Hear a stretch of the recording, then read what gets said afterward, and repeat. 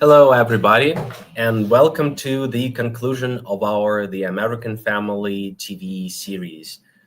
Today, we're going to speak about geniuses and outsiders and how are they portrayed in the TV series about the American family, um, and conclude the long history that we shared together. Almost 75 years passed since the beginning of the series when we started with I Love Lucy and went to All in the Family, and then to The Simpsons in 1990s. So let's do a short recap of the previous program when we explored the dark side of the American family, speaking about the Twin Peaks, the Sopranos, and the Breaking Bad TV series.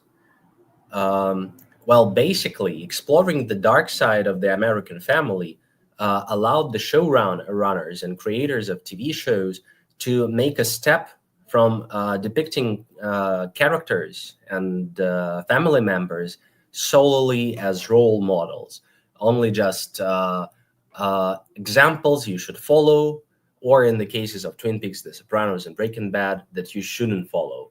So, for instance, if in Alf, Willie Tanner is a perfect example of a father role figure. He's wise, he's caring, he's a breadwinner, etc. Tony Soprano is not exactly the example of how a father of the family should behave. And yet, this dive into a darker, obscure part of the American family, sometimes, in many times, exaggerated depiction of negative sides of any family and the American family altogether, was really important for showrunners to find a way to portray characters as real people, focus on their psychology, on their positive and negative traits. And that kind of paved the way for showrunners to start speaking about real people and focus on the unique traits any human being has, unique traits and their flaws, positive and negative sides. And that is in many ways thanks to shows like Twin Peaks, The Sopranos, and Breaking Bad. So starting in early 2000s and up to the present day, the characters are no more just examples to follow, no more just role models to study. They are unique, they are real, and oftenly they are portrayed as outsiders. So in early 2000s, there was a distinct focus on depicting characters that are geniuses, that are outsiders, that struggle to follow the society rules, that struggle to blend in the society. And that brought us such wonderful characters as House MD, Gregory House from the series House MD, and many others. And what is important here is that instead of choosing the typical member of the American society, TV runners decided to focus on unique, absolutely extraordinary characters, and many times geniuses. So people whose intelligence, whose erudition and abilities make them distinct from other people, make them different. And the most important conflict of series like that is to show how they're struggling to find their place in the society, how they struggle to find their place in career, in family, in politics, in social life. So, for example, House MD has big issues with romantic relationships because he's a closed, multifaceted, difficult to comprehend person with enormous abilities in the field of medicine. So instead of depicting ordinary members of the society, the TV runners in the early 2000s decided to focus on unique people. And instead of showing them as examples for the audience, they decided to portray them realistically. In many ways, even people who are not like House MD, they have their issues with understandings, norms of the society, in understanding some parts of connection with other people, how to create contacts and friendships and families. So there was it. So these characters are often depicted as outsiders, people who are not included in the society, people who struggle to find their own place. In the British TV series, for example, on BBC, Sherlock was a new take on the classics by Arthur Conan Doyle, showing Sherlock Holmes living in the 21st century, using smartphone, using gadgets and Uber drivers and all of that. Just to show that through the centuries, through 19th, 20th, 21st century, we still have people who are different, who do not blend in, who find their own way and make friends and family in their own special way. So one of the finest examples of the early TV shows about the family that deal with outsiders and geniuses is, of course, Malcolm in the Middle, that first premiered on Fox in 2000. And it's a story about a pretty dysfunctional family with 4 sons, 2 parents, Hal and Lois. And one of their sons, the main character of the show, the protagonist, is Malcolm, who unexpectedly to himself finds out that he is a genius, that he has enormous intellectual abilities he has no idea of, and he gets, well, kind of promoted to a special class for children with special abilities, to gifted children. And he finds himself struggling to find friendship and being understood in both societies, the normal, quote unquote, normal, and the special gifted society, because he's coming from a family that has a lot of issues, a lot of inner problems and disputes and fights. And he is raised in the way that he forces himself to blend in the society, to act normal, to pretend that he has no unique traits and features. So when he finds himself in a class for gifted children, he is not well understood by them, and he doesn't understand them well in the beginning, because he is raised in the society that, according to the creators of the show, makes people hide their unique traits and try to keep it to themselves. So the show is based on really dark humor, a lot of satire. It inherits a lot from The Simpsons in many ways, because it shows a dysfunctional family with a lot of grotesque, sometimes absurd humor, a lot of fights. They love each other, of course, Hal, Lois, children, Malcolm, but it's very difficult for them to fully understand each other. And even though they care about each other's feelings, they still hurt each other quite often due to the life conditions, due to their psychology, and many other factors.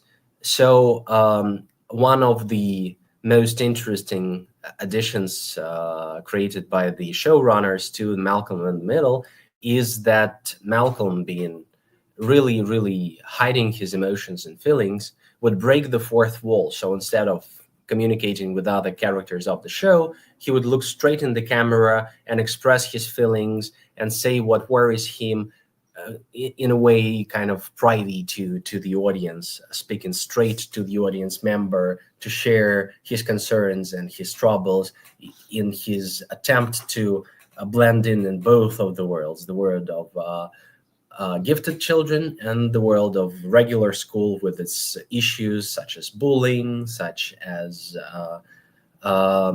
teachers failing to be there for children, etc. So in many ways, it's a satirical show, but at the same time, it's a very wholesome show, because it shows us the story of a character who deals with issues of life just as anybody does, even though he is a genius. So the title theme of the show that ends with the words "Life is unfair" is in many ways a slogan for this show, and one of the nicest, most wholesome parts of the first episode is when Malcolm discovers that if birds can create nests out of garbage, let's say, he can build his own life out of what life gives him and continue on in that way. Uh, so even though Malcolm is a gifted child, he has his own struggles, his own issues, and basically the show is not necessarily about him being a genius, but about an outsider and his attempts to be the part of the society in school, in the family, and so on in the career. But there are shows that focus on being an outsider and a genius from a different perspective. So, Young Sheldon premiered on CBS in 2017, and it tells us a story about childhood of a very famous character from The Big Bang Theory, Sheldon Cooper. Sheldon Cooper is a genius child he's a prodigy. And the first time the broader audience met him, he is already a PhD in physics. He is working on string theory in the university, and he's in his 20s in the beginning of the Big Bang Theory. But in this spin-off series, The Young Sheldon, the showrunners decided to tell a story from more intimate, more family-based perspective, less based on sitcom, adding a lot of drama to it. So young Sheldon is living in the middle-class family in Texas. And in this case, it's not just that he's different because he's talented or gifted. In this case, he is different because he definitely has some sort of condition. So showrunners never specified what condition that is. But basically, it's likely to be ASD, also known as autism. And Sheldon has a lot of issues in his introduction to the to school, to grown-up world, to adulthood, to communicating with other children, with other adults, because he has a very unique perspective on everything. He sees things differently. He questions things that are normal and absolutely understandable to other people. And to him, they are not that obvious. They are not obvious. They are not necessarily dogmas. So let's see a short bit from Young Sheldon to see how the differences between his perspective and other people perspective is portrayed in this TV show.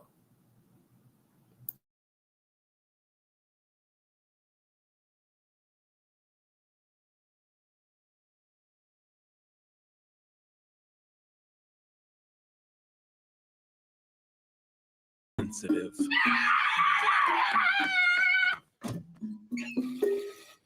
What now? Missy gave me some gum. Sure. And by some people, I mean everyone. While I may not be X-Men material, I have always possessed unusually heightened senses. Ew. Georgie, put your shoes back on. You can't smell this. Yes, I can. I also had extraordinary hearing. During dinner, I could tune out the cacophony of chewing, slurping, chewing, cutlery scraping against plates, chewing, and my father's heavy breathing as he wrestled with a ketchup bottle.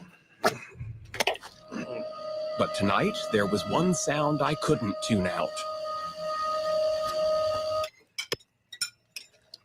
Why aren't you eating, Sheldon? How can I with that horrible noise? What noise? That irritating high-pitched buzz. I don't hear nothing. Me neither. How can you not? Wait, I think I hear it. You do? Yeah, it's coming out of your face. Yes, I hear a little hum. Refrigerators make noise, Sheldon. This is new. It's never made this sound before. We should call a repairman. I'm not spending money on a fridge that's working. Then think of it as spending money on my mental stability. Ignore it, Sheldon. Ignoring things that irritate me isn't my strong suit. Obsessively fixating on them, now that's what gets me out of bed in the morning.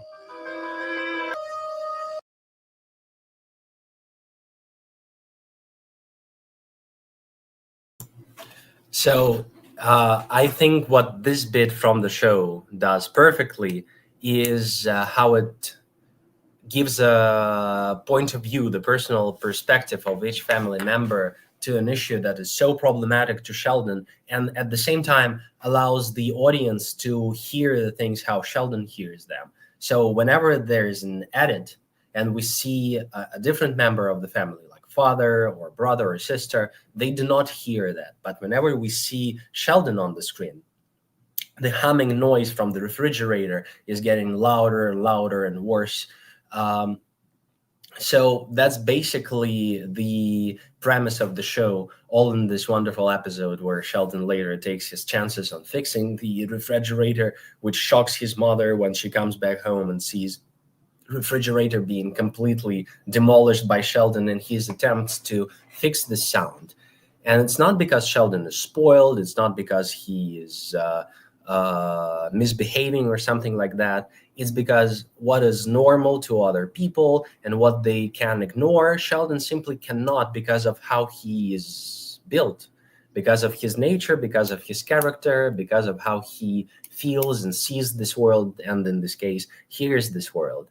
So in many ways, like Malcolm in the Middle, the family here plays the role of people who kind of serve as mediums between the audience and the main character, because the main character is so distant to us, where most of us are not like Sheldon, and we're interested in understanding him. So we kind of bond in this mission with his family to try to follow him and understand him, and sometimes be on his side, or in some case we cannot connect with him like that. But in any case, his family, unlike the family from Malcolm in the Middle, and like Hal and Lois,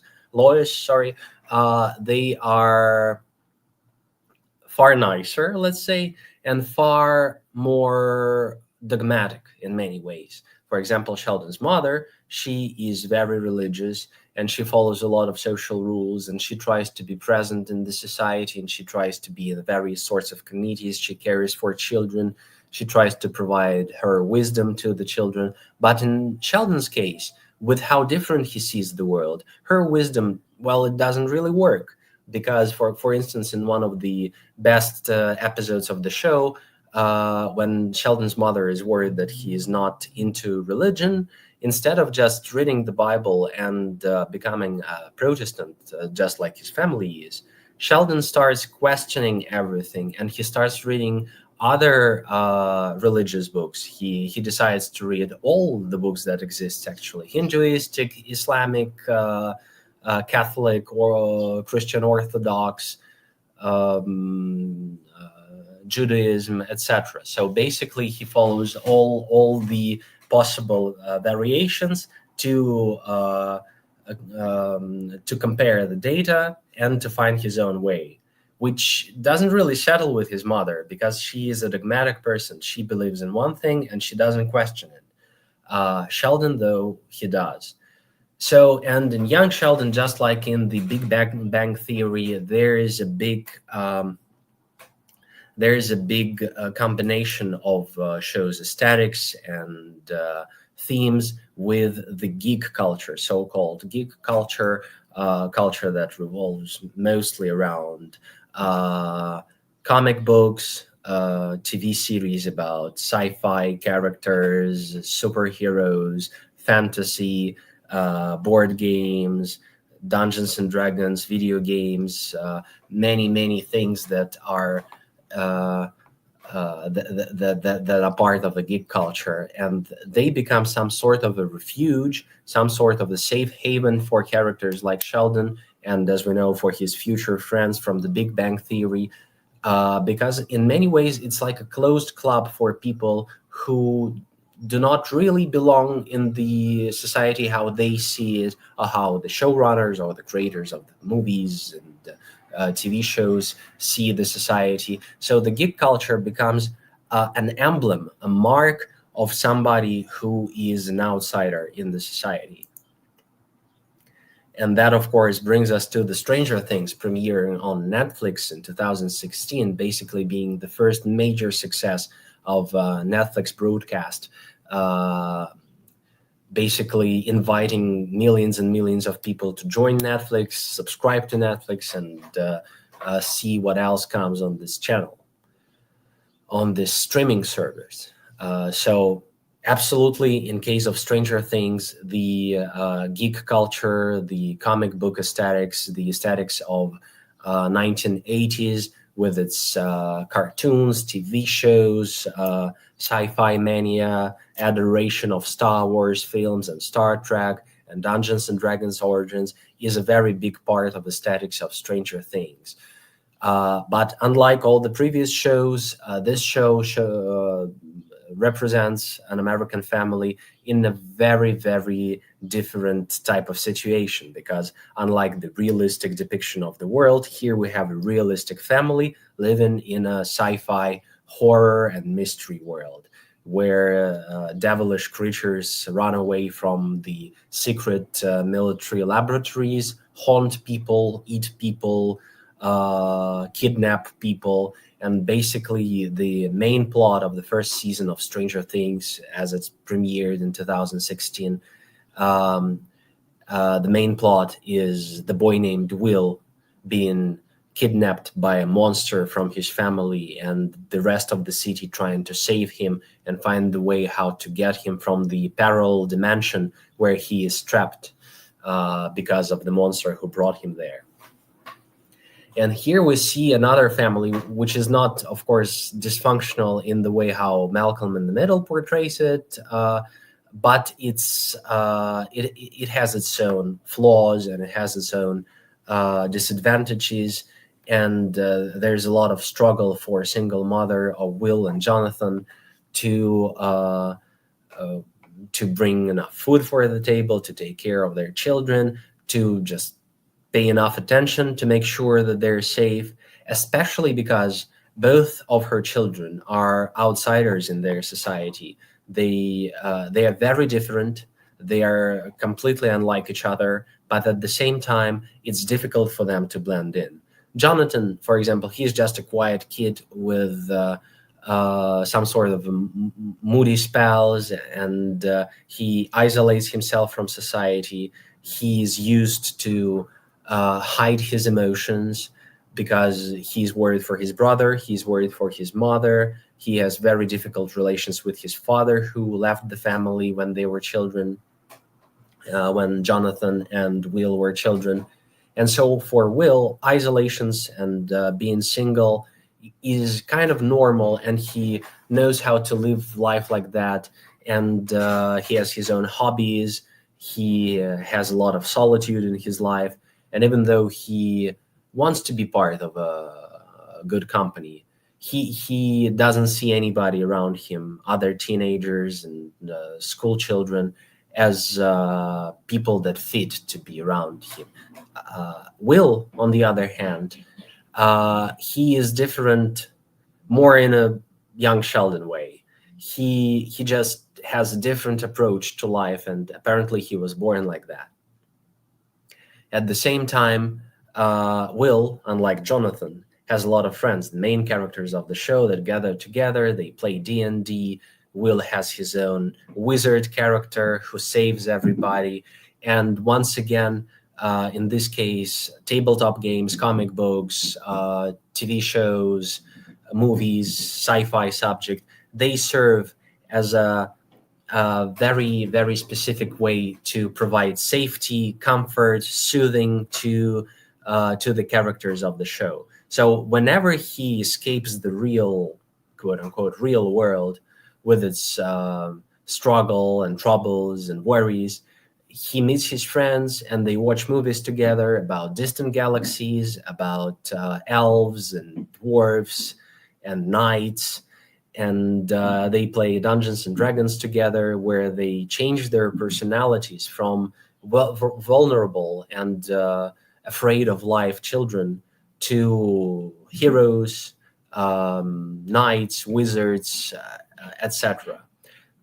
And basically, the aesthetics and style of the show is based on this breaking point between the real world and the outside world, the grander, sometimes scary, sometimes comforting world of fantasy, science fiction, just fiction, etc.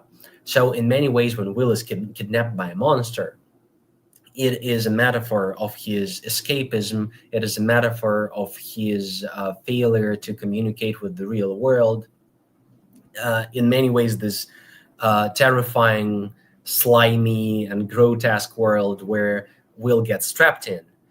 In many ways, it's a depiction of his subconsciousness, of his fears, of what he is afraid of, and of struggles inside his family, which his mother and Jonathan are trying to resolve, and are trying to save Will from this terrifying parallel dimension he is trapped in.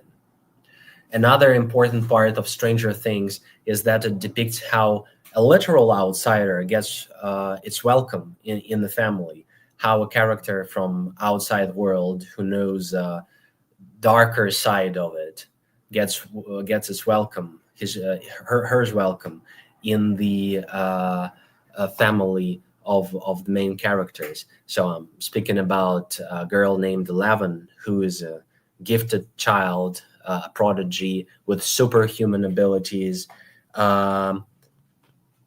who escapes the laboratory she was imprisoned in and gets into the family of these children, and is trying to cope with her trauma, with her PTSD, so post-traumatic stress disorder.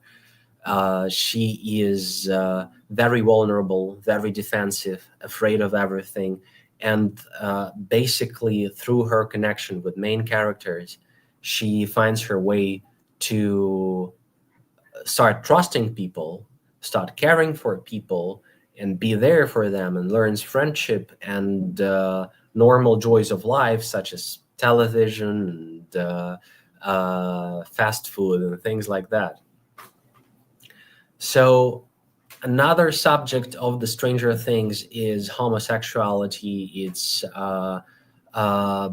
in many ways, there's a lot of metaphors for coming out and things like that, because Will, the character from the show, he's depicted as a gay man in future seasons, and it's being hinted in the first season and so on.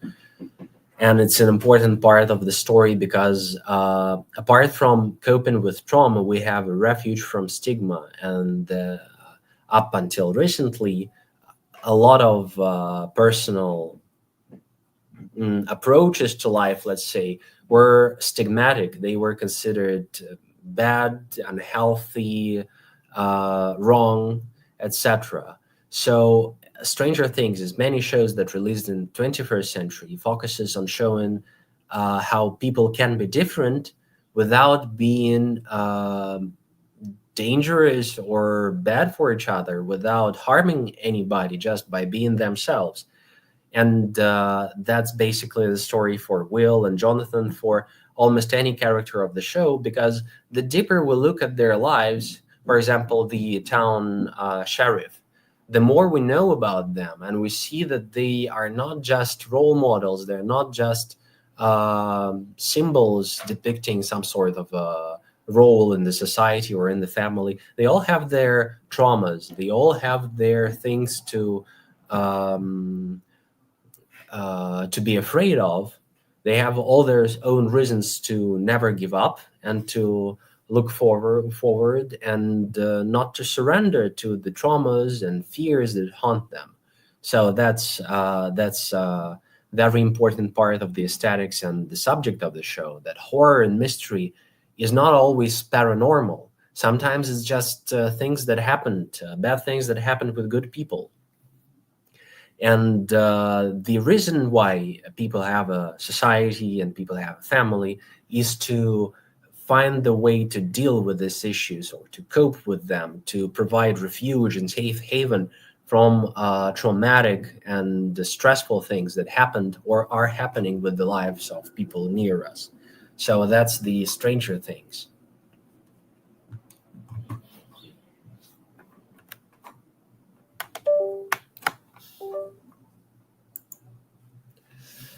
And that brings us to another major success by Netflix, released in 2022. It's called Wednesday, and it's about Wednesday Addams, a girl from a very special family. This time we have a different child from a very different family with their own peculiarities, let's say, and their own strangeness and weirdness. Who, as all the previous characters we discussed, has her struggles in understanding the norms and dogmas of the society. But unlike everybody else we discussed before, but maybe a little bit similar to Eleven from the Stranger Things, she is basically a superhuman. She has unique abilities. She has superpowers in her own way. And she's not just defensive. She's not afraid of society. She wants the society to be afraid of her. So in many ways, Wednesday is, well, I wouldn't say destructive, but she's definitely hostile to the rest of the society, and she doesn't want to blend in. And she has no idea how can she blend in, because people are so much different from her, and her family is so distant from the rest of people. But what's interesting here is that Wednesday actually has a long history on television. The Addams Family, before they became wonderful movies, were a TV family, just like many others we discussed here before. In 1960s, the Addams Family first premiered on American television and was quite different from the better-known movies from 1990s. But still, they were a family of grotesque outsiders, living on their own terms, loving each other in their own way, basically being a caricature, a mocking parody of the American family with its own funny and comic situations, basically based on horror movies, movies about vampires, gothic horror, and things like that. So what Wednesday is bringing to the table is, in many ways, a crisis of identity that TV series are experiencing in the past, I'd say, maybe 5-7 years. Wednesday, according to the plot of the TV show, goes to a school for other children that are just as talented and creative and gifted and have their own unique superpowers as Wednesday does. And she finds herself surrounded by very, very unique people, everybody in their own way, who, unlike Wednesday, have no issues of communicating with each other. They have friends, they have companies, they have contests, feasts, celebrations, etc., which Wednesday really wants to avoid and not to participate in them. In many ways, there's a difference here between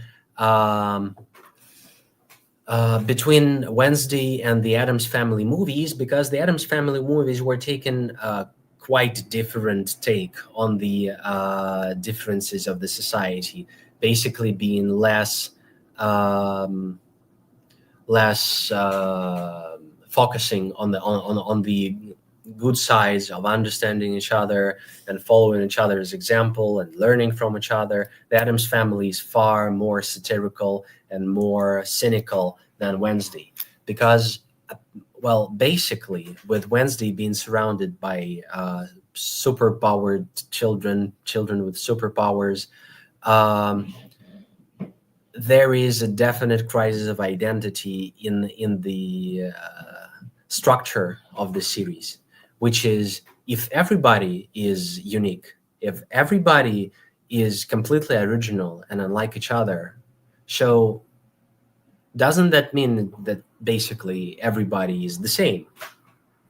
So I would suggest watching a short bit from the old Addams Family Values movie from 1993 to see the differences between Wednesday Addams, how she's portrayed in the show on Netflix, and how Wednesday was portrayed in the movies.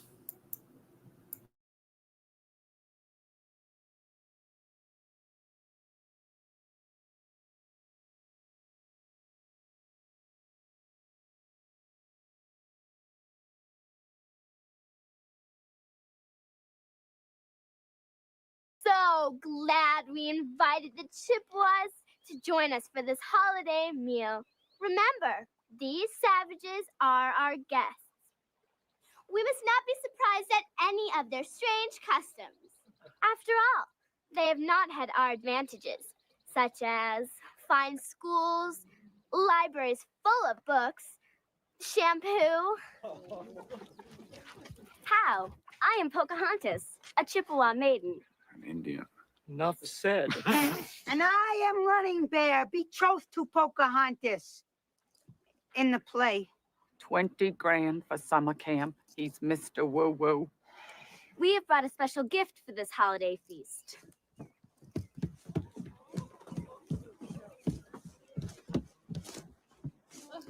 I am a turkey. Kill me.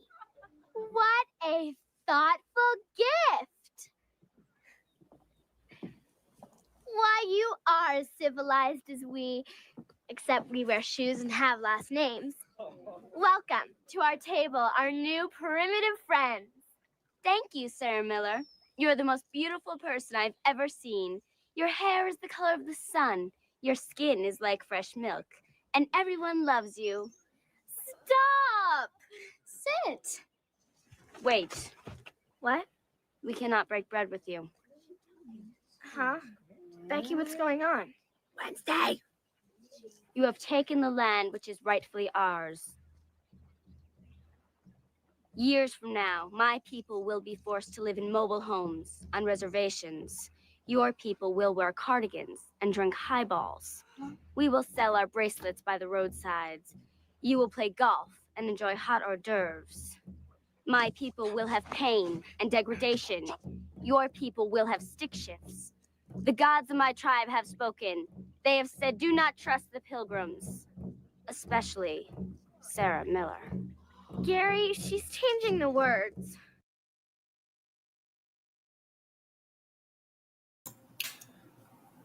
So the major difference between Wednesday Addams in the movies and how the Addams family is portrayed in the movies and how everything is portrayed on Wednesday is that the Addams family movies are based on confrontation between outsiders and the so-called, according to the creators of the movies, normal people. Their conflict, their confrontation, and the lack of their desire to blend in and to be part of it. In many ways, it's far more counterculture. It's in many ways no compromised type of solution of situation when there is no understanding and there's just a deep, dark satire and confrontation between various people who want to be a part of society and follow the norms of the society, even when the creators of the movies find them disgusting. And with Wednesday's situation, when Wednesday everybody is unique, and it's Wednesday who has to learn her lesson to find her way to the society where basically everybody is different and there is no big anti-individual society, but there's a huge society filled with bright, different individuals. But this crisis of identity that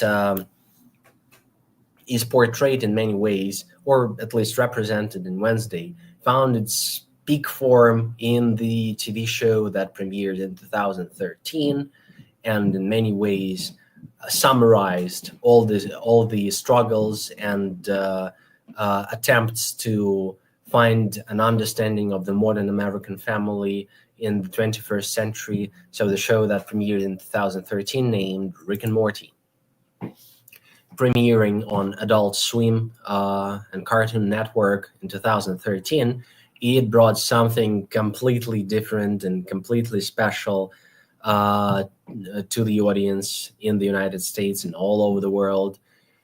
It is a show about, in this case, in case with Rick and Morty, we can't actually even apply to many cliches and stamps we can use for depicting various family. We can't say that it's a moral family or virtuous family. We can say that it's a dysfunctional family.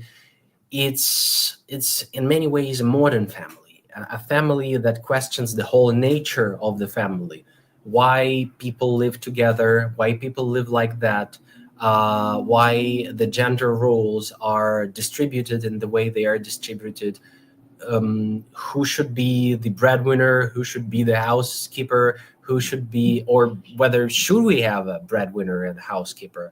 With so many gender roles changed into 21st century, and so many gender roles basically abolished, with all the changes we have in the way how we see the upbringing of children, sons and daughters, in treating our parents, in parents treating each other, in being addressed by pop culture and fast-paced, quickly changing world. The biggest question that Rick and Morty asks the audience is not even what is an American family, it's who are we? What are we doing now? What is this society?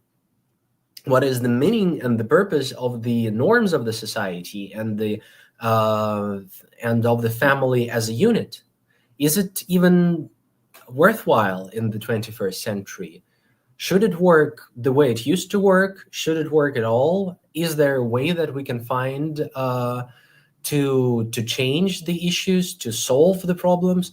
Or it's just endless cacophony of multiple voices combined together at the kitchen table with no way to anyhow resolve the conflicts, the issues, the struggle for understanding that is part of the Smith family depicted on the screen. So the pop culture crisis is the continuation of the identity crisis we were talking about regarding Wednesday, because with postmodernism influences in the world, we are questioning the value of any representation of anything, and we question the identity and the originality of any plot, cliche, image, archetype, with families being portrayed on the screen so many times. The creators of the TV shows and movies and books and any other source of media are looking for a way how to combine all these cliches and take a step away from it and find a new, unique perspective on showing the family through some sort of alienation, showing it in a very, very different situation, just to find a new way to tell a story instead of repeating itself for over and over and over again. We have a lot of cartoon families. We have Simpsons, Smiths from The American Dad. We have Family Guy with Griffins. We have King of the Hill. We have Bob's Burger. We have, in some ways, Futurama. More modern series like Disenchantment, and we have what's its name? Disenchantment and many others. And then we have Rick and Morty with something completely different from all these shows that just repeat the same formula of a goofy dad, housekeeper wife, misbehaving children with their own specialties and strangeness, etc. We have the Smith family where nothing is off limits, everything is over the top, and it bases itself, the show bases itself on the idea that comes from this pop culture crisis that everybody is replaceable. One of the strongest points of the Rick and Morty is that due to genius Rick Sanchez, the grandpa in the family, there is a multi-dimensional travel when you can get to any other dimension in the world, which is sometimes slightly different, sometimes it's really, really different. And many of these dimensions have the copy, the double, the clone of Rick Sanchez and of his family. And basically that creates a metaphor for replaceability of everybody. Nobody is completely unique because everybody can be replaced. So the doubles, the clones, and all sorts of variations of the subject is the main part of Rick and Morty, where Rick and Morty can kill themselves in one dimension, travel to another one, replace those who were killed there, and nobody will even notice. And that's part of Rick's philosophy. Rick as a superhuman, borderline godlike figure in this universe, he doesn't believe in any meaning of life because he can't see one. He knows so much that he has no actual empathy for the world because he has seen all the horrors the world is capable of, and he just doesn't care anymore. And Morty's character, Morty Smith, Rick's grandson, son of Beth and Jerry, he is the character struggling to find the meaning of life when he knows for sure it's completely meaningless because everything is a copy of another thing, everything is replaceable. And basically, if Morty, and Morty knows that according to the show, if Morty dies, there's endless copies of Mortys living all over the universe in their own worlds, and nobody will even notice that. So from some moment in the show, it's basically about conflict between Morty and Rick, and in many ways it parallels the literature-like conflict of the questioning character and a force he sees as a god. So for Morty, Rick is a god because he is capable of anything and everything. He is superpowered. He is a complete Superman. And Morty just tries to find his own way to be happy in the world that is so destructed by copies and copies and copies of everything, with pop culture intrusion that serves only one purpose: to remind people that they are not unique. So basically, with all the grotesque and bizarre and over-the-top meme structure of the series, it asks a very important question: how can we live in the world where there's so many depictions of ourselves, like mirrors, constantly showing us our own reflection? And at some point, we just are not sure who we are exactly when we're looking to 1 billion mirrors, and every single one reflects ourselves. We get lost in this room, just like in the old-fashioned circus mirror rooms. We can find our way through this reflections of ourselves. And that's Rick and Morty, and that's existential and philosophical question that the show brings, nevertheless being hilarious and nevertheless being completely over the top and bizarre in its humor and grotesque and sometimes really tasteless in its humor.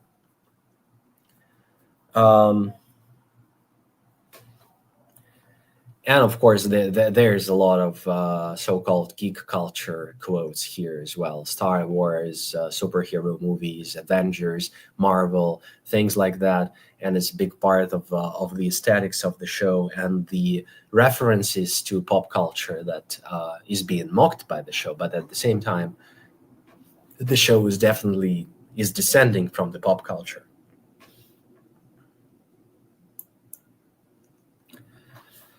So before we get into a conclusion about our path that we traveled from 1950s, let's have a list of honorable mentions of other TV series that show the American family and modern family on television, available many different streaming platforms. Shows like Made, Sex Education, Disenchantment, Unorthodox, From Scratch, Fleabag, Adolescence. Not all of them deal with the subject of a genius, but most of them have a lot to do with people who see themselves or who are outsiders in their society, who are different from other people, who want to find their own path, who struggle to find their identity, who struggle to find the meaning of their life, who are trying and sometimes failing to be part of the society and follow some role models or abolish these role models. For example, in Unorthodox is the story of a woman from religious group in New York who decides to not be a part of it anymore, and she escapes, thus abolishing the model, the archetype that is prepared for her. Adolescence, one of the best TV shows ever created, is a show about a boy who struggles to find his manhood in the modern world, and who's exposed to ideas of toxic masculinity and thus commits a terrible thing.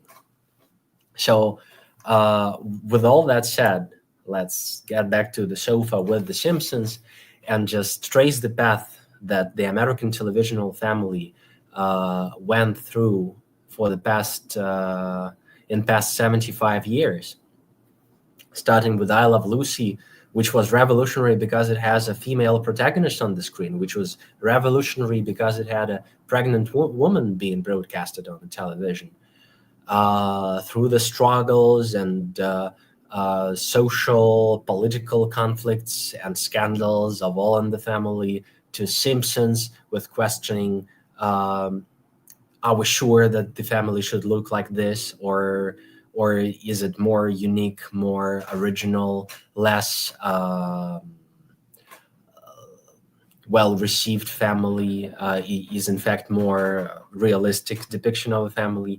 We saw how talented directors and TV show runners brought a dark side to the characters of the American family, exposed its weaknesses, vulnerabilities, fears in Twin Peaks, in The Sopranos, in the Breaking Bad. And then we saw the 21st century basically like a flower blooming from the ground that was laid for it by the previous TV shows of the 20th century, with so many different characters, with so many different approaches to life, with so many ideas how we can be different and still be families and still be friends to each other and still be good neighbors, with criticizing social norms, with trying to establish new social norms, with trying to find new understanding to the family, or sometimes saying that nobody needs any family, or trying to ask the audience this question. So in the end of the day, the history of the American family on television is the history how world has changed, the history how norms has changed, the history how they continue changing, and that's normal. Just as young Sheldon says in one of the episodes during his speech, nobody should be afraid of change because change comes for everybody. And the families that were very different from the ones that we see now on television in 1950s were still families, were still part of their own respective society, and they continue to be, because changes come for social norms, but the core remains the same. It's affection and care for each other. It's an ability to gather together, sometimes quarrel, but at the end of the day, just like in the sitcom episode, find understanding, find peace, and share emotions and love and affection with each other. So that's it. Let's get to questions and answers. There was a first question some time ago. Sorry, I'm just saying that is it a feature of American or maybe in general cinema to show a teenage boy who has problems entering adulthood so that the viewer can associate himself with the hero, like for example in Sopranos with AJ?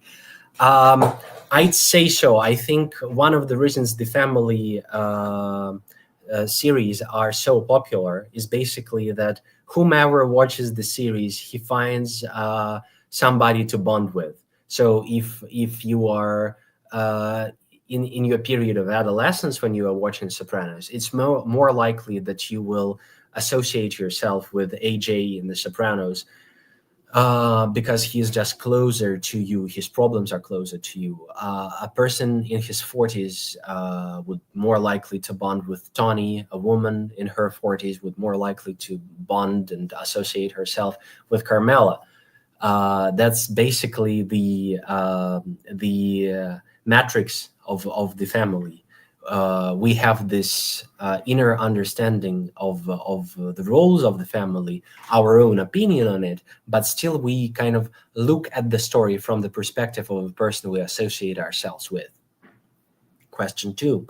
To those who haven't watched the animated series Rick and Morty, please tell me, does it affect the family? It seemed to me that the story was about the characters of the same name. No, not exactly. It's about the Smith family, and they're a big part of the story. They have their subplots. They have their own. They have their own episodes, their own adventures. Summer, the sister, she's a teenage girl in the modern society. Beth, she is a mother with a very difficult family situation. They have other relatives sometimes appearing on the screen. They have a very difficult to explain type of relationship with her husband Jerry, who doesn't have a job, and he is really struggling to get himself one. So it has a lot of things to deal with the family and family issues and conflicts. Question 3. Out of the shows you discussed today, do you have a favorite? Why? Well, favorite, I guess it would be Rick and Morty, because it was such a big part of my childhood when well, I wouldn't say childhood, I guess adolescence is the correct word. When I was in high school, when I was finishing my school, I loved Rick and Morty. I watched it all the time, and it was a big part of my upbringing, I'd say. But at the same time, if I had to recommend one show out of everything we discussed today, even though in my opinion they all are splendid, and Malcolm in the Middle is wonderful, and Young Sheldon is great, I'd say that Adolescence is just a masterpiece. Adolescence is absolutely fantastic. I think it's something that everybody should see. It's heartbreaking. It's very, very tragic, but it's very important, and it's very on spot on the issues that we're facing today. Do you have plans to do another TV series? What would you talk about? That's a good question. I can't say if there are any plans, but I'm always willing to share some of the opinions on TV and movies and video games. I'm more specialized in cinema than in television, though it's always interesting to me to explore more and to share more and discuss it with the audience and with people who are interested in listening to me, and I'm very, very grateful to that. I'd say that I'd focus more on Breaking Bad if I could. I just love it. And also a part of me that bonds with characters from the Stranger Things, the Big Bang Theory, and Young Sheldon, is that loves geek culture and really adores Star Wars. So maybe something about Star Wars would be a very interesting subject to me. As far as I understand, Stranger Things addresses the problem of escapism in the modern world. It seems to me that the Honorable Mentions is the most controversial of all the series on this topic, at least from what I've seen of him. I'd say that some shows, provided they have a lot to do with escapism, Disenchantment definitely does, though in some intoxicated way. Unorthodox is literally escapism, because it's about escape from the society the main character she lives in. Adolescence, in many ways, is about escapism, unfortunately. Is there anything new coming out that you would recommend? From the most recent ones that I watched, that was really fantastic and fascinating to me. Unexpectedly, completely unexpectedly, it was Ender, the Star Wars story Ender, which was mind-blowing. I didn't expect anything from that. After the previous TV shows on Star Wars, I didn't like a bit from it in the past maybe 3-4 years. And the Ender was surprisingly fresh, and in my opinion, it's good not only for people who care for Star Wars, it's just a really, really nicely done TV show. Nikolai, thank you for a series of lectures and an interesting topics. You're great. Oh, thank you so much. Thank you very much, and thank you so much for your attention. It's, in all honesty, it's a joy to me to have conversations like this. I really missed it, and I'm really happy to do that.